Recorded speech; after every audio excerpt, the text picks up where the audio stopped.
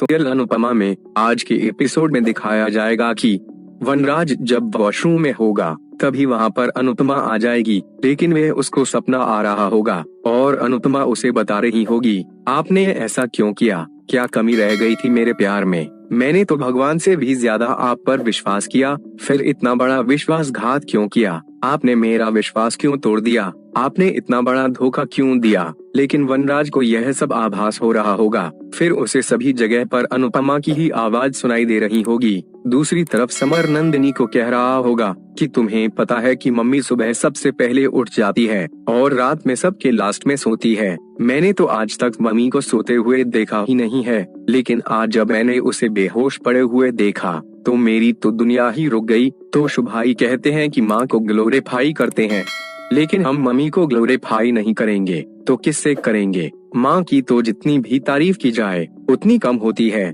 दिन रात बिना थके भगवान भी नहीं काम कर सकता और भगवान के मंदिर के द्वार भी 2 बार दिन में बंद हो जाते हैं, लेकिन मम्मी के दरवाजे कभी भी बंद नहीं होते हैं। मम्मी दिन रात बिना थके काम करती ही रहती है, लेकिन कभी भी कंप्लेन नहीं करती है। तबीयत खराब हो जाए तो भी बताती नहीं है और चोट लग जाए तो भी बताती नहीं है। मम्मी तो हमारी सुपर हीरो होती है। एटलीस्ट मेरी मम्मी तो जरूर है। बापूजी ने एक बार कहा था वक्त रुक सकता है, लेकिन मम्मी नहीं रुक सकती, कभी भी नहीं। लेकिन आज वो कह कह कर रोने लगेगा और कहेगा कि यह सब मेरी मम्मी की किस्मत में ही क्यों लिखा है, सारी तकलीफ मेरी मम्मी की जिंदगी में ही क्यों, और भगवान मेरी मम्मी के साथ इतने अनफेयर कैसे हो सकते हैं। तभी नंदिनी उसे कहेगी कि जिसका बेटा उसकी मम्मी को इतना प्यार करता हो उसकी मम्मी को कुछ भी नहीं हो सकता। तुमने तो रो रो कर अपनी आंखें सुजा दी है। जब अनुपमा आंटी को होश आएगा और तुम्हें ऐसे देखेगी तो वो कितनी दुखी होगी, तुमने सोचा है? और जब उसकी आंख खुले तो उसका स्ट्रॉन्ग बेटा उसके सामने खड़ा हो, ना कि यह रोने वाला चेहरा हो। तभी समर कहेगा कि हाँ, मैं मेरी मम्मी के लिए जरूर स्ट्रॉन्ग हो जाऊंगा। दूसरी तरफ तोश वनराज के पास जाकर उसे कह रहा होगा कि प्लीज पापा आप दूध पी लीजिए, आपने अभी तक खाना भी नहीं खाया है। अगर इस वक्त आपकी तबीयत खराब हो गई तो प्रॉब्लम हो जाएगी और मम्मी ठीक हो भी जाएगी। अगर आप कुछ शेयर करना चाहते हैं तो आप कर सकते हैं, क्योंकि आपको कोई समझे या ना समझे, लेकिन मैं आपको जरूर समझता हूँ। तभी वनराज उसे कहेगा कि यह सब काव्या की वजह से हुआ है। दूसरी तरफ दिखाया जाएगा कि नंदिनी जब घर पर जाएगी तभी काव्या उसे कहेगी कि अनुपमा कैसी है? मैंने डॉक्टर को अंदर जाते हुए देखा था, वह बहुत ही जोर से गिरी थी, तो उसके सर पर चोट तो नहीं आई है ना? तभी नंदिनी उसे कहेगी कि आपको कैसे पता चला कि अनुपमा आंटी बेहोश हो गई थी? तो वही तोशु कह रहा होगा कि आप मुझे बताइए कि काव्या ने ऐसा क्या किया। तभी वनराज उसे कहेगा कि मेरी बात पर कोई भी विश्वास नहीं करेगा, कोई भी मेरी बात को नहीं समझेगा। तभी तोशु कहेगा कि कोई आपकी बात समझो या न समझे, लेकिन मैं आपकी बात जरूर समझ लूंगा, लेकिन आप एक बार बता कर तो देखिए। तभी वनराज उसे कहेगा कि फंक्शन में मेरी पेट में दर्द शुरू हो गया था, तो मैंने सोचा कि मैं अपने रूम में जाकर आराम कर लूं। लेकिन जब मैं रूम में पहुंचा तब काव्या वहां पहले से ही बैठी हुई थी।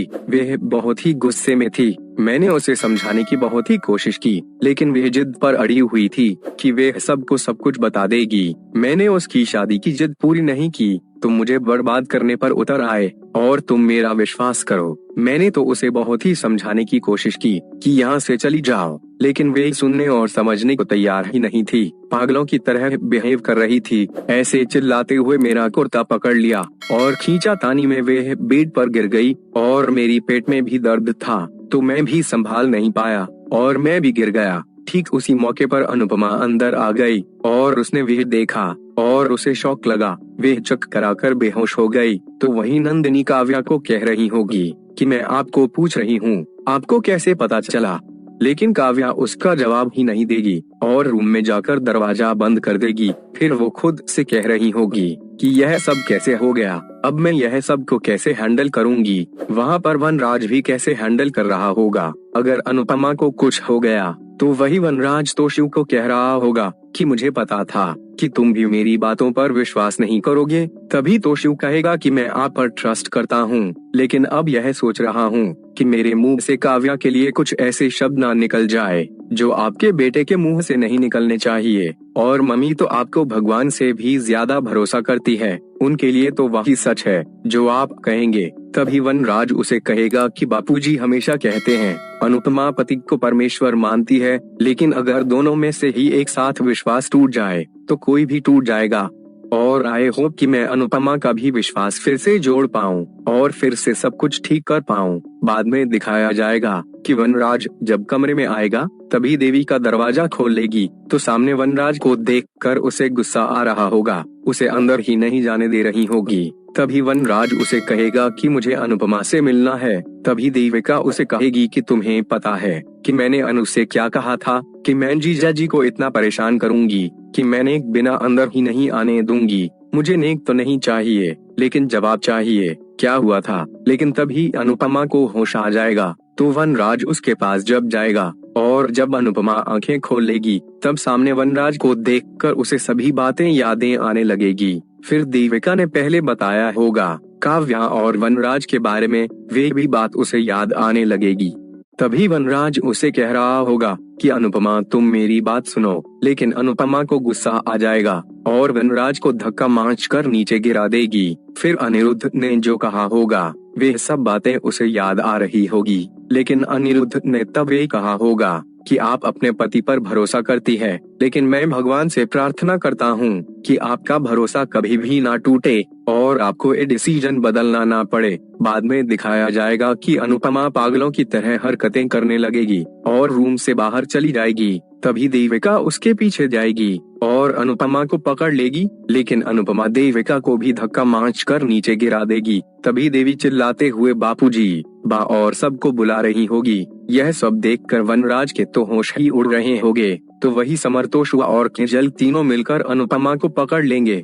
तो उसे देखकर बा और सभी लोग बहुत ही परेशान हो जाएंगे। फिर समर अनुपमा को कह रहा होगा कि तुम्हें क्या हो गया है। तभी अनुपमा वनराज की ओर ही देख रही होगी। तभी संजय भाई को पता चल जाएगा कि ये सब वनराज की वजह से ही हुआ है। फिर बा कहेगी कि बच्चों आप मम्मी को कमरे में लेकर जाओ, लेकिन अनुपमा उसे साफ साफ उस कमरे में जाने से मना करेगी। तभी पाखी उसे कहेगी कि आप पाखी के रूम में चलेगी। तभी अनुपमा उसे हाँ कहेगी। फिर समर उसे पाखी के कमरे में ले जा रहा होगा। तभी अनुपमा वनराज के सामने बिल्कुल भी नहीं देखेगी। फिर पाखी के बेड पर अनुपमा को सुला देगी और पाखी की गोद में अनुपमा सर रख देगी। तो उसे देखकर बा और सभी लोग बहुत ही रोने लगेंगे। तो वहीं पाखी को याद आ रहा होगा कि जब उसे नींद नहीं आती थी तभी अनुपमा उसके पास आकर पाखी का सर गोद में लेकर उसे लोरी सुनाया करती थी। तो वहीं पाखी लोरी सुनाने लगेगी। वे सुनते ही सभी लोग पाखी की ओर देखने लगेंगे और बहुत ही रोने लगेंगे। फिर अनुपमा की माँ भी उसके पास आकर उसे लोरी सुनाने लगेगी, लेकिन अनुपमा की ऐसी हालत देखकर अनुपमा की माँ खुद को नहीं संभाल पा रही होगी और बहुत ही रोने लगेगी। तो दोस्तों आज का एपिसोड तो बहुत ही इमोशनल रहा। मैंने जब से सीरियल की अपडेट लाता रहा हूँ उसमें से सबसे इमोशनल एपिसोड आज का अनुपमा का है। तभी आज का एपिसोड खत्म हो जाता है। कल के एपिसोड में दिखाया